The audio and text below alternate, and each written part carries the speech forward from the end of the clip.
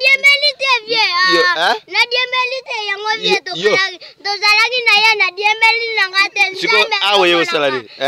Awe yo salani. Ngana wina na kolia makoge ale. Ngai bangona moni kaminyo. Bangona ndeba zoya bisanga. Toke masanga ngana boy. Ale vie to salaki na ya. Telema na obeti. Yango yo vie. Yo, ay matali kola mtuka. Ozo kene kenge. Nanga, viena ngai badona.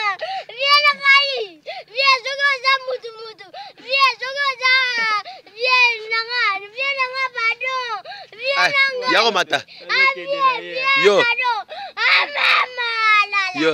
Ami viena ngai. Yo. Viena ngai. Mata la mtuka toke nekasi. Zogo za viena ngai. Doza viena ngai. Bere. Yo. Viena ngai. Odiembeli pona nikasi. Odiembeli pona. Yango viena to salaki na ya na diembeli na ngate. Ale, keno mata. Viena ngai. Viena ngai. Ba matela koto. Ale, mata. Banda ko mata. Mata kasi. Olo diembela mata. Ale, mata. Simba. Ale, mata kuna likolo. Keno kutabataba. Mata. Viena ngai bado.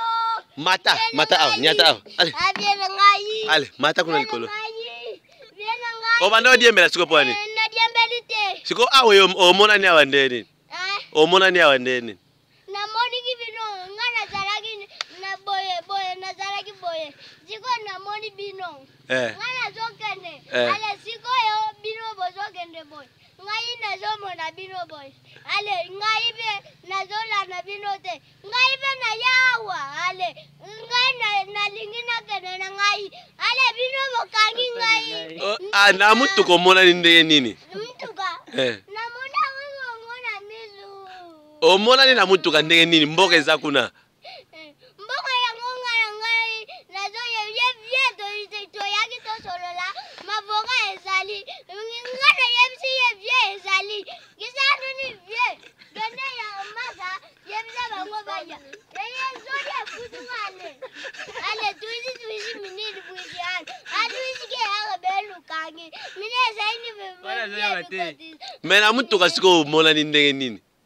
Na mtu komona ni ndenge nini? Na mona ke kazi na mwizu. Na misu.